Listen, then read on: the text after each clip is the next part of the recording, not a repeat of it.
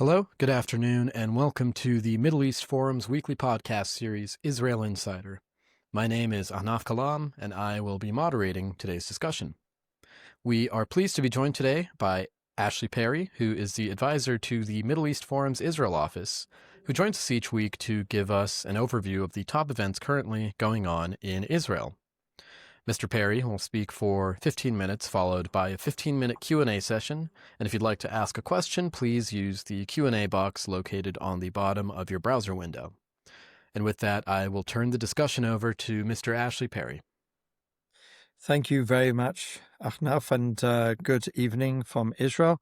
We're going to do something a little bit different this week, which ties into everything that's going on and really ask possibly the central question that not just every Israeli is asking themselves, but many leaders around the world and many publics who are interested in the conflict and what's going on in Israel over the last couple of years and perhaps even beyond and the central question is what does Bibi want? What does Prime Minister Netanyahu want? What does he believe? What is he hoping to gain on the various fronts? This really is the central question, which, if answered, and I'm not going to give you the exact answers tonight because I don't know. I can just assess and analyze like anyone else. But this is really the question at the root of almost everything that's happening. The questions are many, numerous, and they keep on being added to every single day. The first one is does Netanyahu really believe in the purely military defeat of Hamas? Does he believe that this next operation, which is already beginning in earnest, a little bit slowly, but will ramp up probably over the next few days and few weeks, to conquer Gaza City, the last large holdout of Hamas, and where around 1 million civilians are also placed, perhaps less than that today? Does he believe that this can be conquered? Does he believe that that will lead to either destruction of Hamas or the surrender of Hamas, despite what the military and security establishment is telling him? The security and military establishment are telling him, first of all, this will take a lot longer than we probably have diplomatically, as we touched on last week. Second of all, there are many questions about exactly what military conquering a large city like Gaza City would look like. An important element, again, we touched on last week, where there was, I think, between 5,000 and 7,000 Gazans had left. Today, they say around up to 70,000. Let's not forget, there is assumed to be around 1 million people in Gaza City, I should say. So 70,000 to this point is not significant. Well, it's significant, but it's not overly significant. One of the reasons which wasn't apparent last week, we talked about the economic reasons, we talked about many others.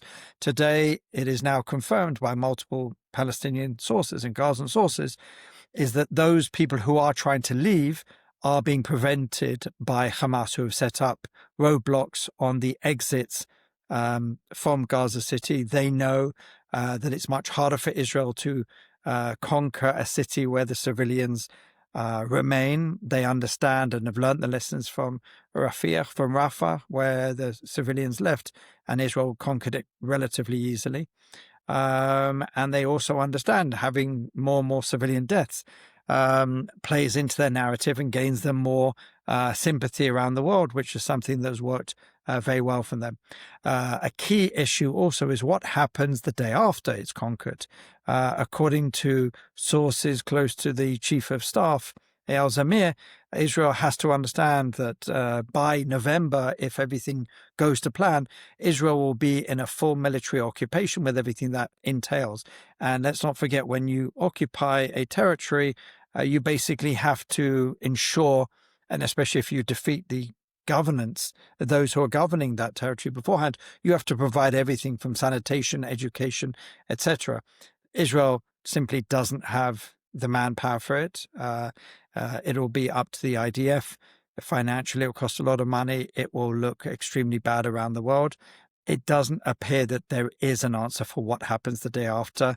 There has been talk of certain Arab nations coming in, perhaps the US, taking some sort of administrative care of it, temporary, etc. All these sort of ideas have been floated, but the one person who doesn't seem to have floated a particular option is the most important, the Prime Minister of Israel. So we're not quite sure what he's going to do there. The second question, which is preoccupying people in Israel and around the world, which has really come to the fore over the last week, is will Israel annex territory in Judea and Samaria, the West Bank? This has been a question which has been on the table for quite a while, going back to, on a serious and concerted nature, this has gone back to the first Trump administration. If people remember, there was talk of annexing all or most or part of Judea and Samaria. And in the end, that was, put aside because of the Abraham Accords. One of the promises that the UAE and the other signees of the Abraham Accords received is that Israel would shelve any plans to annex its territory. It's come out now that that promise was only as good as the end of the Trump administration, and when that ended, it no longer became relevant. The UAE and others are disputing it. Regardless, the issue was completely shelved in favor of these peace agreements with the UAE, with Bahrain, with Morocco, and with Sudan. Whether it was a serious ploy in the first place, or whether it was just part of a coordinated action to look like, the UAE could come on and be the saviors of the Arab world by preventing the annexation. Whether that was all coordinated, that's perhaps for historians to pore over. But the fact is, it has now been raised again in a serious way by very senior members of the cabinet. It is and will be debated at the cabinet level, which demonstrates a level of seriousness. And the fact that now we hear the UAE, which, if you look at the comments, the statements, the cooperation, everything over the last few years since the Abraham Accords were signed, is unarguably, I would say, the most staunch supporter of the Abraham Accords. They really, the feeling towards Israel, certainly at the highest levels, is meaningful. It's real. We haven't heard too much condemnation of Israel, real condemnation, let's say, over the last couple of years, and the relationship is extremely strong at every single level. Israeli ministers are still meeting with Emirati ministers, which shows the depth and level there. So that makes it even more shocking, one could argue, that today we heard senior figures, not the most senior, but senior figures in the UAE say if annexation were to happen, then, it would push back the Abraham Accords, Israel's regional integration, etc., etc. Interestingly, it did not say that they would break off relations. It did not say that they would break the Abraham Accords, but it certainly pushed towards that and gave that feeling that perhaps something could happen. They talked about red lines, etc., etc. Is this perhaps part of a grand bargain? Is this perhaps that again, annexation could be used to push more countries towards the Abraham Accords? I don't think that's likely at this point, especially during war and possibly even right after war. Is it perhaps an attempt by Netanyahu to get some of these countries who claim that they will recognize a Palestinian state in September at the UN or in a New York conference shortly afterwards, that they claim they will recognize a Palestinian state? Is this Israel's answer to that? Is it a way to sort of get them to come down from their ladder to say, okay, we won't annex as long as you don't recognize? Perhaps that's one issue. I'm not sure that will happen, because a lot of these countries seem to have gone quite far down the road saying this is going to happen one way or another. It's very difficult to understand exactly what's going to happen. It all ties into what mine and many other analysts believe about Netanyahu over the years, that he's generally been risk averse. He doesn't usually take major steps. If you think about all the major steps he took were generally reactive, Obviously, this war is one of them because it came in the wake of October 7th massacre. He didn't want to conquer or do anything too serious against Hamas in the past, and many other reasons. What could be different this time is that we know elections are around the corner. First of all, because everyone knows elections have to take place by this time next year, or at least within, I think, by the end of October. So we will be in elections, serious elections, even if they wait till the last minute this time next year. But the likelihood is they're going to happen a lot sooner. We've talked about the fact that the budget has to be passed within 90 days of a new year. And at this point in time, Netanyahu certainly doesn't have the majority to pass anything, let alone something as complicated as the budget. So we're probably talking about elections in the first half of next year. Apart from everything else that's going on, the posturing, etc., one of the big key events that's come out over the last day or so that really points to elections being in the offing is the potential of a government commission of inquiry into the events surrounding October 7th. Now, why is that important? First of all, because throughout Israel's history, whenever there's been a major event, there's been a state commission of inquiry, which is supposed to be neutral, independent, usually made up of retired justices, retired people who are supposed to be neutral. We saw that happen with the Miron disaster, where dozens of people were killed on Lag BaOmer with the collapsing of platforms and on in the ultra Orthodox community, if we remember that. And a lot of people have called from October 7th onwards for a state commission of inquiry. What Netanyahu is hoping for is not a state commission of inquiry, one that he cannot control, one he cannot submit his preferred candidates to sit on it, is what's called a government commission of inquiry. Now, government commission of inquiry is something a lot less, even though it will have the same ability to summon witnesses, etc., but it will be appointed by the government. In other words, people that are sympathetic to Netanyahu, people he believes will give him far more positive time than if they were neutral people.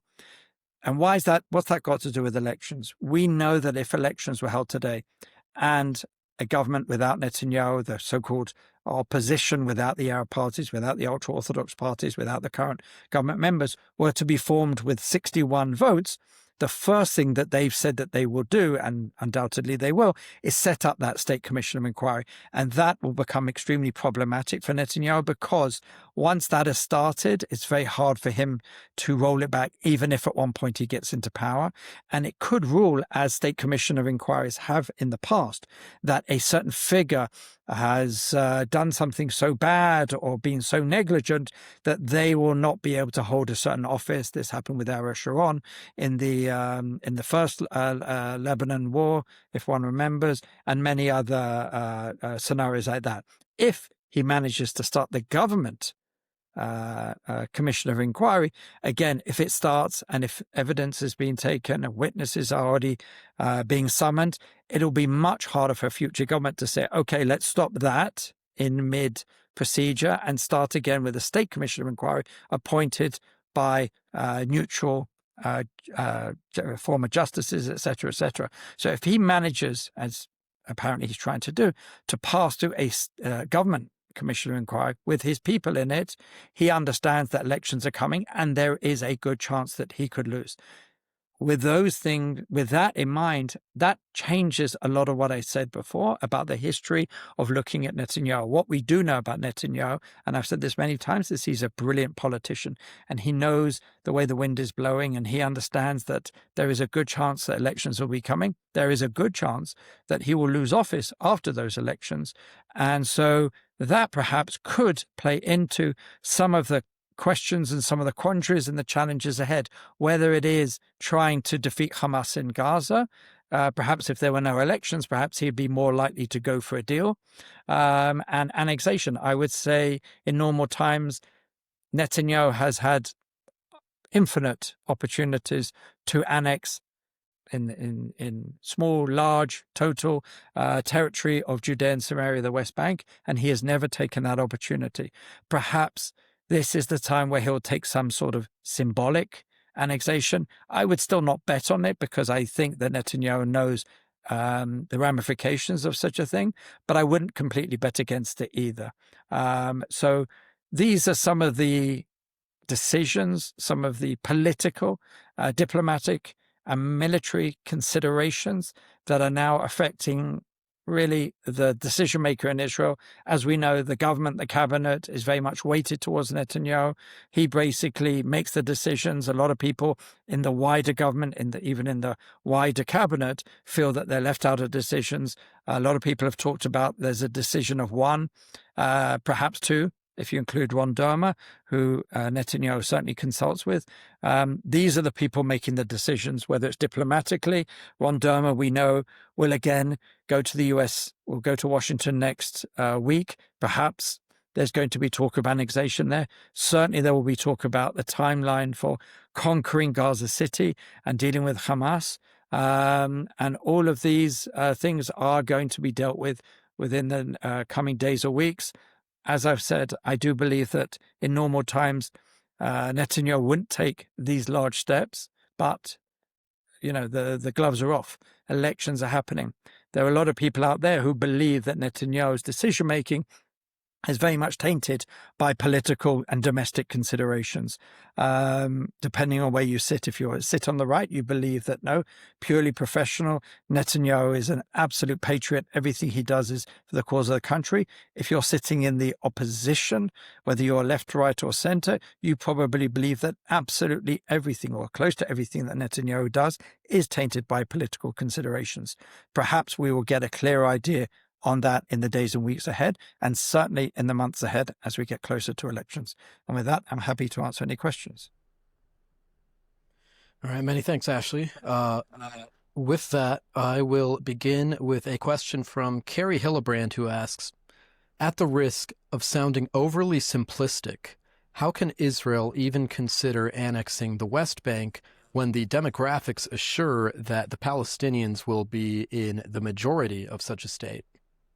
Well, that's a good question. First of all, there was a map released today by Bezalel Smotrich, who, as well as being finance minister, is a minister in the Ministry of Defense. So he does have a remit within the defense establishment. And his office released a map of the territory that they would like to annex. I think it's 82%. And if you look at it, you could probably find it online if you Google it. It has all the major, I think there's 5 or 6 major Palestinian population centers, whether it's Hebron, Kalkilia, Ramallah, Jenin, etc., outside of those annexed areas. So it clearly has in mind those demographic issues. And according to what I see there, if we're talking about only 82% of the territory, it's probably only going to include a relatively small percent of Palestinians. I don't believe that there's any chance that this map of 82% will be annexed. As I said, I think at most there'll be a much smaller part, perhaps something symbolic at best.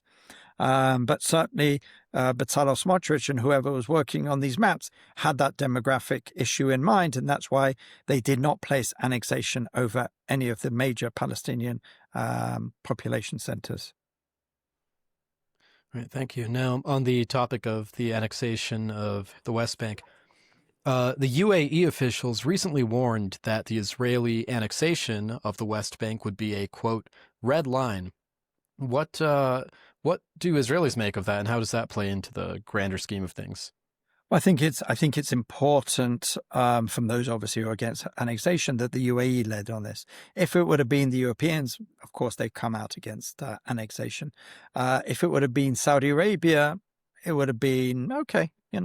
That's an obvious position. But out of all the Abraham Accords countries in the whole Arab world, the UAE, as I said, is considered the closest to Israel. And so the fact that they're putting it out is crucial, is important. I'm sure was coordinated with the Europeans and other Arab countries, but it certainly digs deeper, let's just put it that way, to Israel. And I think that's very important. It will certainly resonate within the Israeli political sphere, because, as I said, it was very much the annexation issue which led to the Abraham Accords. Now, again, I'm not going to get into whether that was all coordinated ahead of time or it was just used as leverage by Netanyahu in a brilliant maneuver to get these countries to recognize Israel and normalization, everything like that. That we don't know exactly what was behind, but it is very telling that the UAE is behind it. It will certainly resonate. If it's not coordinated, it will certainly resonate with Netanyahu and other ministers. But as I said, we are coming up to elections. I wouldn't say all bets are off, but let's just put it this way. Many bets are off. And if some believe that that will improve their chances in the elections, the forthcoming elections, then perhaps there will be something symbolic. Again, a lot of people will be reading what I read into that UAE declaration. And again, it wasn't from the highest levels, and it didn't specifically and explicitly say that relations would be cut off. It said red lines. It said it would be difficult for wider integration, etc., etc. But the language is very careful. In the world of diplomacy, every word matters, and we did not see a specific and explicit threat to break off relations. And I'm sure that a lot of the diplomatic and high political levels will have noticed that as well. All right, many thanks. Now, here's a question from Apurva, who asks, what are the internal security considerations and measures that Israel has calculated and planned post-annexation? Well, as I said, at the moment, it's just an idea. It hasn't been, it has been brought up, but it hasn't been debated. And up until this point, there hasn't been a massive tailwind for it. Let's put it that way. Over the last few days, it's certainly gained in traction. And the fact that the UAE are coming out against it shows that there is a feeling that perhaps now more than ever, it is being seriously considered. So I don't know the details. I don't know what that would mean, the ramifications. On the ground, it probably wouldn't change that much. I mean, it would change quite a lot because now we're talking about Israeli territory, but it wouldn't necessarily impact on, it's symbolic and it's not.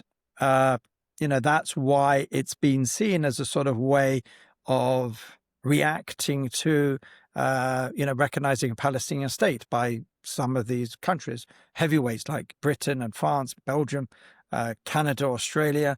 It's symbolic and it's not. On the one hand, it has no greater meaning on the ground. On the other hand, it actually probably does have some bureaucratic meaning. The same here. It will have bureaucratic meaning. It means that the Israeli population, around, I think it's 400,000 Israelis who live in Judea and Samaria, the West Bank, will suddenly live in Israeli sovereign territory, and they will no longer be under the control of the defense establishment, etc., etc. But it won't have a massive, massive effect on the ground. It will be symbolic, but it will certainly be something that a lot in the far right of Israel have dreamed of, and they're pushing very dramatically. This is also part of election posturing because it pushes Netanyahu into a corner. If he agrees to it, then Bezalel Smotrich, Itamar Ben-Gvir, and others can say, well, we're the ones who got it on the map. If we hadn't pushed, it would never have happened. If it doesn't happen, Bezalel Smotrich can go to elections and say, look, we try to establish sovereignty. Vote for us in greater numbers, which is not going to happen if we see the polls. But that's the hope, that he'll be able to pass the threshold by saying, vote for us in greater numbers, and the dream of sovereignty will eventually become a reality.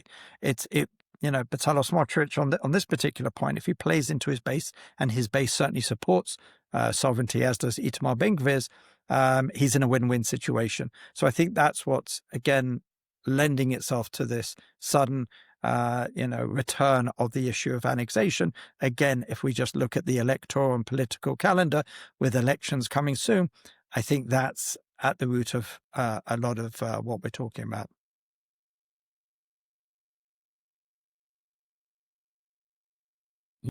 Now, we have these talks of the annexation of the West Bank, We have the beginning phases of the reoccupation of Gaza City. And on the heels of this, we have a statement now from President Trump who tells Hamas to give back all 20 hostages and, quote, it will end. How does President Trump's statement play into the current operations that are happening with the West Bank and Gaza? I think it's not necessary to do with the operations. What's interesting about that statement is Hamas are not going to read this and say, "Oh, okay, President Trump, demanded it, so tomorrow the 20." Interestingly, he only mentioned the live hostages. The 20 live hostages will be released. That's not what this is about. What this tweet or whatever you call Truth Social posting is about is I think two things. First of all, that it's basically implicitly saying that the days of partial deals are over. The big discussion at the moment is that the so-called intermediaries are saying that they've got Hamas close to the Witkoff deal, 98% of what Israel has already agreed to in the past for 10 live and 20, well now a little bit less because Israel's rescued some of the dead bodies, 19 or whatever it is of the dead bodies for a 60-day ceasefire, etc., and all the other things. Israel's stepped back from that in the last couple of weeks and saying, no, it will only deal with a full agreement, a total agreement, total surrender pretty much, and the release of all the hostages in one go. And there was a big question, is that the American policy? We have heard from Steve Witkoff and others that, yes, that is the American policy, but now we've heard it for the first time from the president. He doesn't want 10. He doesn't want 7. In fact, I think he even wrote that in his post. He says, no time for 5, no time for 7. We want all 20. The second point, I think, which is crucial, and this is the final, I think, 3 words, then it will end, or this will end. And I think he's trying to show the international community where the blame really lies, that it's Hamas which is ensuring this war continues. The moment Hamas agree to the deal, agree to disarm, agree to go into exile, agree to surrender, agree to give up the hostages, this war ends, not a minute sooner. And the bloodshed on all sides can end the moment they do that.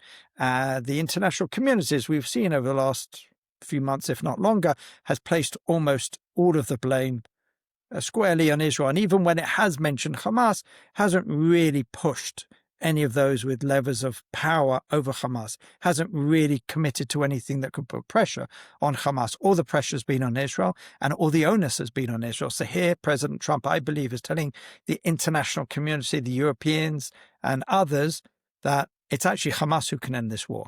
So it's about time that we started pushing away from just pressurizing Israel and really think about how they can end this war by ensuring that Hamas returns all the hostages and all the other conditions.